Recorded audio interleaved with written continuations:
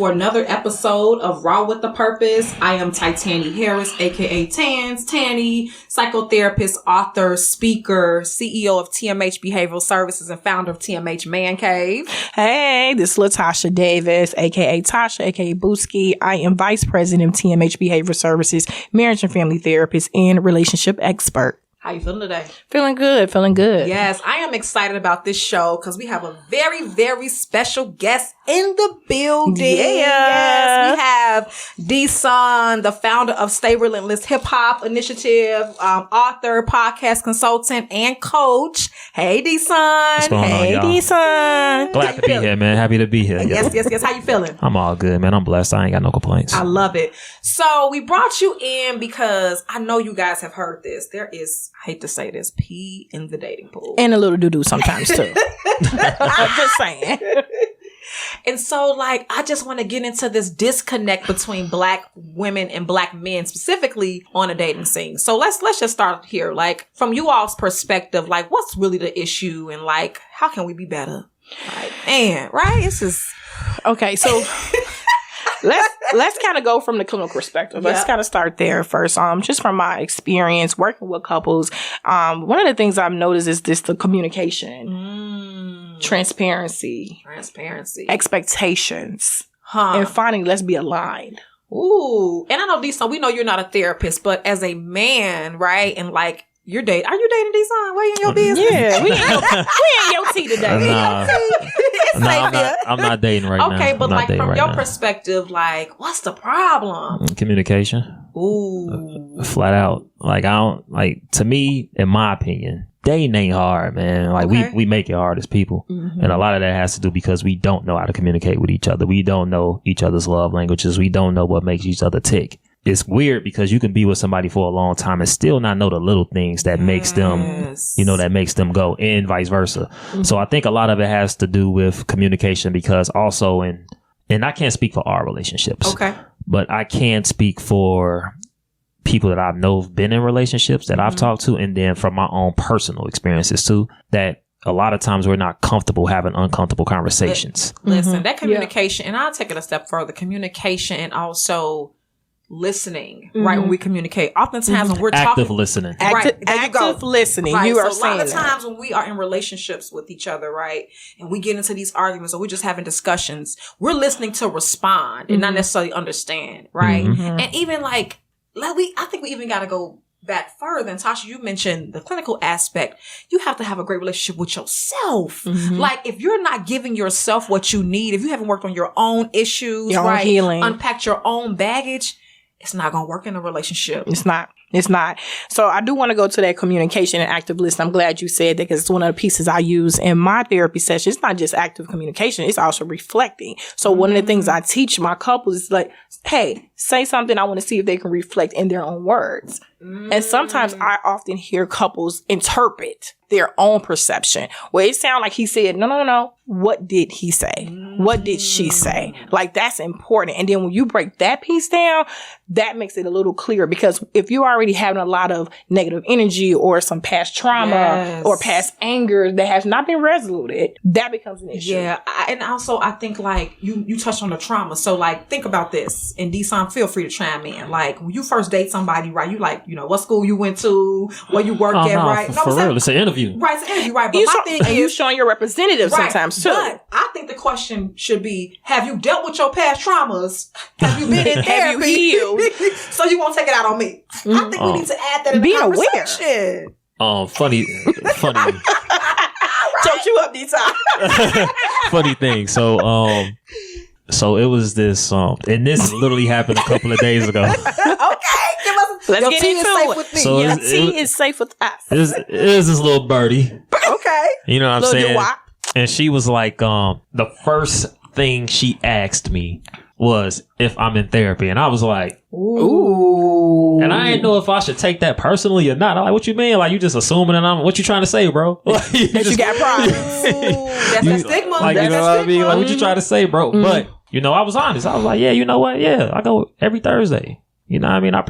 It's probably been every Thursday for the better part of a year and a half. You know what I mean? And, she was like, oh, that's great because, I just started going back to therapy. I was like, oh, okay, cool. So, you know what I mean? So it's kind of funny that you said that because it's like, I feel like more and more people really care what the other person is starting to bring into like their life. Yeah, if that makes sense. What I'm saying. Like, because people want to know, like, what am I dealing with? You know what I mean? Like, what trauma can you be bringing in? And am I, in my space, in my bubble, am I equipped to deal with that if you aren't healed? Yes. You know what I mean? So I think that's so this is kind of funny that you said that, because I was like, dang, like, is that must be on the menu from now on? Like, it's like, is you want to? And like you said, like, equipped to deal with it. Like, so, you know, I work with men, right? And so oftentimes I talk to them about, like, it's not the role of your partner to carry all your baggage. They can help you carry it, but they shouldn't have to carry it all. And what I mean is that projection, right? Where you haven't dealt with your own stuff, maybe your mommy issues or even your daddy issues, right? Now we could spend a whole show talking about and that. And we got another episode on that. It's going to be,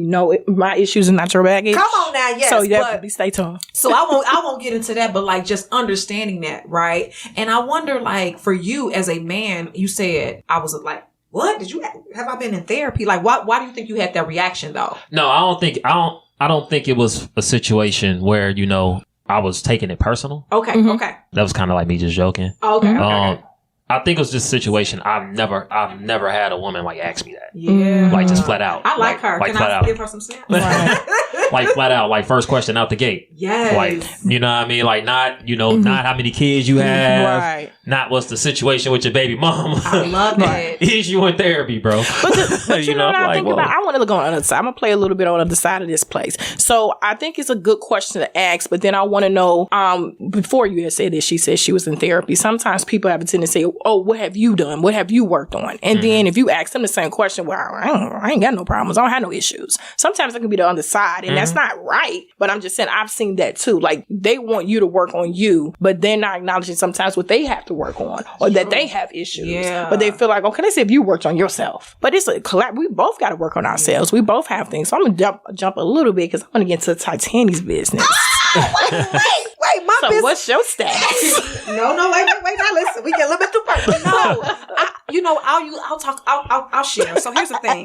Don't do that. So listen, for real. No, because I want to tie it in with there being pee in the dating pool, right? I hear that so much, and I cringe when I hear it because I don't necessarily believe that. I feel like whatever energy you put out to the universe, that's what the universe is going to give you back. So if you think there's pee in the dating pool, you're going to present in that way. You have to show up in a way that says you're ready to date, right? You have to show up in a way that says you're ready for partnership. And I know for me, a lot of times in the past, my relationships didn't work. Yes, I've dated some men who were not ready, but who also weren't available. And I knew they weren't available. And I'm not just talking about available in terms of being with someone else. I'm talking about emotionally. Yes. I'm talking about mentally. And also expecting things from men that they couldn't give me. Right. And so I had to look at self and recognize what I was putting out. I don't believe that there's pee in the dating pool. I think there are some amazing men out here, and I am open, right, to what the universe has to offer. So I would challenge men and women to look at themselves first and understand what they're putting out. Right. Sure. You know, and you talked about transparency. Yes. That's a big one. That's a big one. You know, I'm going to put my own business out there. Okay. I'm single.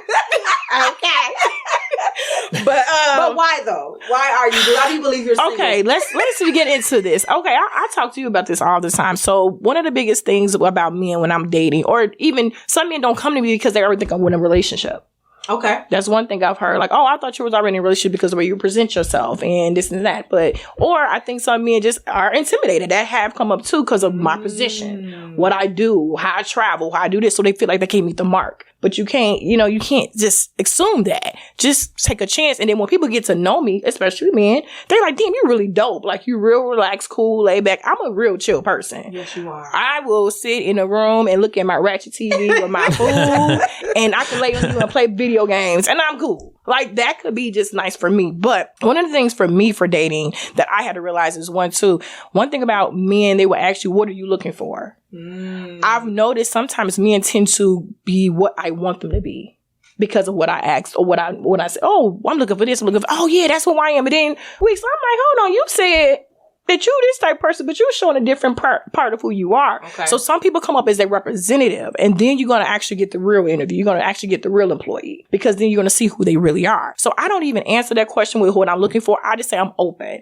I like to say I'm open. But I guess my question would be like, why can't you, and not saying you personally, Tasha, but I'm just posing the question, like, why isn't it okay to say, this is what I want, right? Why is there, struggle to be clear about what you want, whether that's companionship, which looks different than relationship, right? Companionship and being in a relationship are two different things. Are we dating, right? Are you looking for just dating? Are you looking for a commitment that leads to marriage, right? I think it's okay to say those things because what I have experienced and what I think a lot of women have experienced is asking men, and some men too, like, what are we? I feel like if you have to ask a person what you are, you've already lost, in my opinion. Like, there should be some clear understanding of what we're doing, of what this is and what this isn't. And I think that's where transparency comes in at. Yeah. And that's why I really do believe transparency is real key. Like, I'm very big about, I'm going to say some things, yes, I might want to keep to myself because I'm a person. I'm not going to give no one 100% of you. I mean, being honest, me and you don't even give each other 100% of us. And I'm okay with that because it's a right for you to have your own stuff for you. Yes. You don't have to give everyone every secrets from me, y'all. And she keeps secrets from me. We keep secrets from each other. But because we're friends, we can pick up on it. But we also give each other space, and we know when you're ready, you're going to speak on it. That's something we have noticed about each other.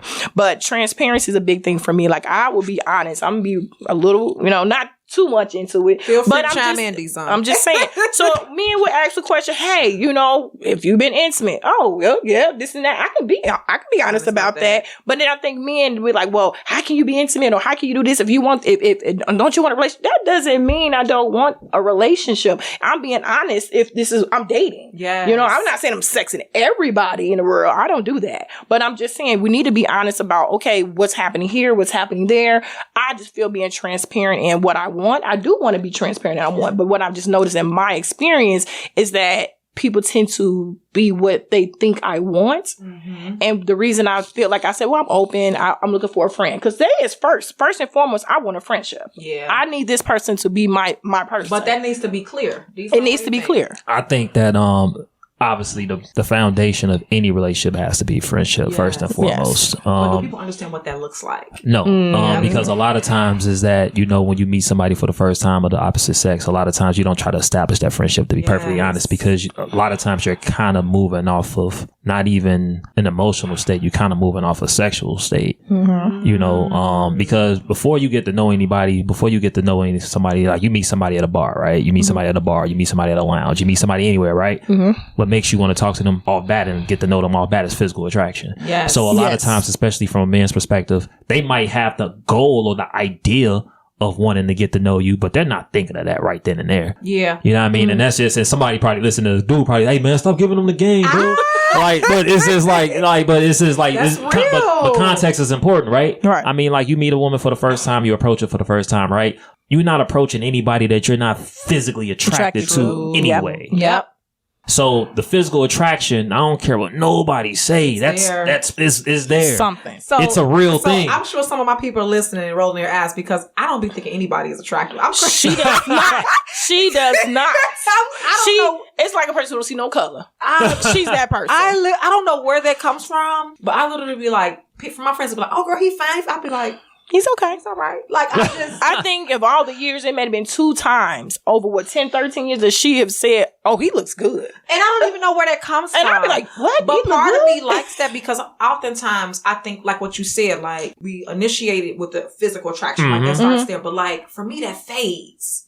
And the older I get, I realize, okay, beyond his body, beyond his looks, is this someone I can date? Is this someone I can be with? Right? Things make people ugly outside of looks. Right. Like, you know what I mean? Like, you got personality, core values, all like a whole mindset. Yes. It's a whole lot of things, so I get that. You know what I mean? Like, I get that 100%. I said 100%. 100%. You know what I mean? I get that 100%. And to kind of double back to like what you were talking about, you asked the question, why can't people just be honest and upfront about what they want? I think that is. And I think a lot of it has to do with fear. Yes. You know what I mean? Like you have because what's one thing that when it comes to talking to the opposite sex, we all hate? Rejection. Yes. So like when you honest about what it is that you're looking for or not looking for, but you're attracted to this person again, physically. Yep. you don't want them to say, oh, well, we don't align here or we don't align there. Yes, you're already attracted to them physically. Right. Yep. Like you're already 100% attracted to them physically. So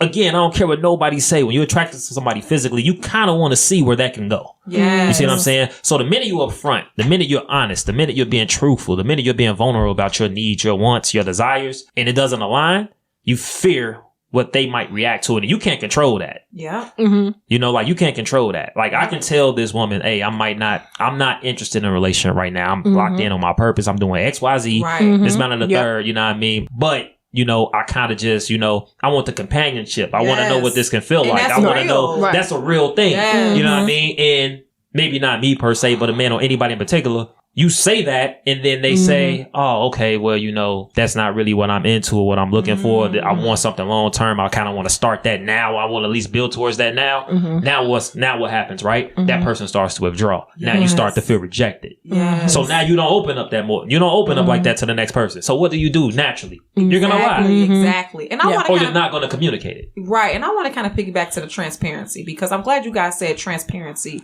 and not honest because there's two different things, right? For sure. And like trusting, right? So, if somebody asked me, is the sky blue, right? And the sky is light blue. And I said, yeah, the sky is blue. That's not really being transparent, right? The sky is light blue, right? I think oftentimes people are not transparent. And like in relationships, if I say, oh, are you single, right? But you may be single, technically, quote unquote, but you're dating 5 other people. You know what I'm saying? Like that transparency instead of just saying, you know what? I am single. However, I'm dating. I think that's okay. So that transparency, because when you are transparent, you give me a choice if I want to date you, right? But if you say, well, no, I'm just single and that's it, then I'm left to make assumptions. Yes. I definitely agree. That's how I am. I'm very transparent. I'm single, but I'm dating. Yes. I'm always saying that. I'm always open and upfront with that. But I did want to go back to a point that you said with the rejection and a woman. It was a piece that you said. It was so interesting to me because I know on the other side, a woman can say, okay, yeah, that's cool. We can do that. We can just date and be companion. But like you said, they have their own agenda. A lot of times, not all women, but some women have an agenda like, okay, yeah, he said that, but I'm going to kind of work him in or pull him in because I really like him. That happens. Yes. And that goes with trying to change men. And I'm speaking from as a therapist who works with men only in their experiences, right? Like I want to tell people, D-Son, please feel to chime in. I know I'm not a man, but in my opinion, in working with men, having brothers, men don't change for women. They change for themselves. If you want to do something different, you're going to do it for you. Nobody's going to rush you to do it. You're going to do it in your own time. Now, a woman may encourage you, right? She may inspire you, right? Where you like, man, she dope. Like, let me just try to get myself together. But at the end of the day, you all change for you first. Oh, for sure. Am I off base with that? Like it's kind of 50-50 because like I'm a firm believer that, as a man, you should be focusing on yourself first and foremost and lock in on your purpose and whatever. And if you have to, and whatever changes you need to make along that journey, then that's fine. But you're doing that for you first and foremost, right? Yes. Because it should be for you. It should be for you. If it's not, it don't last. Exactly. Yes. Now, I will say this: when a man like really genuinely likes or love a woman and he knows that, if he doesn't fix XYZ, this is something that it probably won't last or it's something that probably it has no future. He will 100% do whatever he needs to do to make sure that they align in whatever case that might be. Like that's a fact. You mean that's a fact. And to be honest, if I'm being 100% honest, then this is why I said it's 50-50. It should be that way because I feel like as people, and I'm gonna keep it from a relationship standpoint, as people, as the species that we are, if your significant other does not push you to be better, you shouldn't be with them. Come on now. That's how I feel about it. I don't want a woman who is just literally going to be content with me being content. Especially the way that I'm wired. You know how I'm wired. Yes. The way I'm wired, I'm always moving. So I want, and I'm not saying that my significant other has to be the same way that I am. Because I honestly think it ain't fair for me to ask somebody to be the way that I am. I'm damn near a fanatic when it comes to ambition. You know what I mean? So that balance. Though. Yeah. But I do think it's important to have a significant other that it doesn't matter in what arena in your life, they're pushing you to be better at something in your life. Yes. Yes. Maybe it's a better communicator. Yep. Maybe it's a better person in general. Maybe it's a better father or a better mother or better at, doing prioritizing. Right. Somebody needs to be pushing somebody in some type of area. Yep. Right. You know what I mean? So this is why I say it's 50-50 because a man will change. He will change. But he's only going to change for the woman that he want to change for. Yeah. But that initial, I like what you said about for yourself first. Because I teach that in my work. Like I'm very big on my clients knowing they have to come first. Not because for other people, but for themselves first. You have to be better for you first because then you'll benefit first and then everybody else will be benefit because you're better. And that's also the mark of a good woman to a man too. Because a man is going to realize that, okay, she pushed me in that direction because this is something I personally needed. She identified that blind spot that I couldn't see. Right. You know what I mean? So it's 50-50. It works both ways. And Tasha, I want to ask you something in working with couples and just, relationships and just being the dynamic expert that you are. What can I say? and can you just talk about like, how can we be better? Personally, right? You can speak from a personal perspective or even as a clinician, like how can we be better for men? And then we'll get into how D-Son, how you think men can be better. And again, y'all, this is not the end all or be all. This is just a sharing and like giving, understanding. But I'm just curious, like how can we be better? I think first we have to check in with ourselves about what our needs and what our wants and desires are and being able to communicate that to your partner. Being honest and transparent about what that looks like. Also, being able to actively listen to your partner.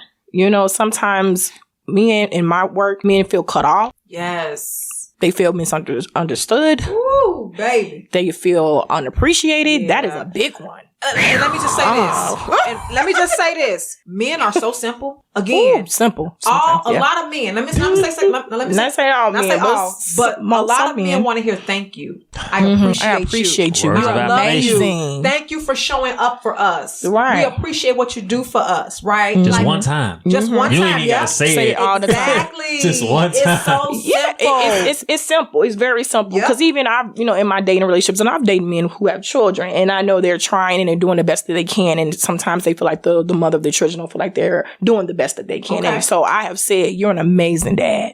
And he was like, wow, like I can see what you're doing. Probably never heard it. Yep. And y'all need to be You need to hear that. And I think for women on the flip side, right, and I'm going to speak from a personal perspective, like we need to, oftentimes I feel like sometimes men don't know how to create the space for us to be a certain way, right? Or for us to show up as our best selves, right? And again, it can be because of their own stuff, but like creating a space where I'm going to say the S word, and that trigger submissive, right? Create the environment for us to be submissive. You know what I mean? And I think that's a challenge as well too. But I also think changing our mindset around dating. Like again, I'm going to say it again. If you think there's pee or little doo-doo what do you think you're going to attract, right? You have to change your energy. You do. You definitely do.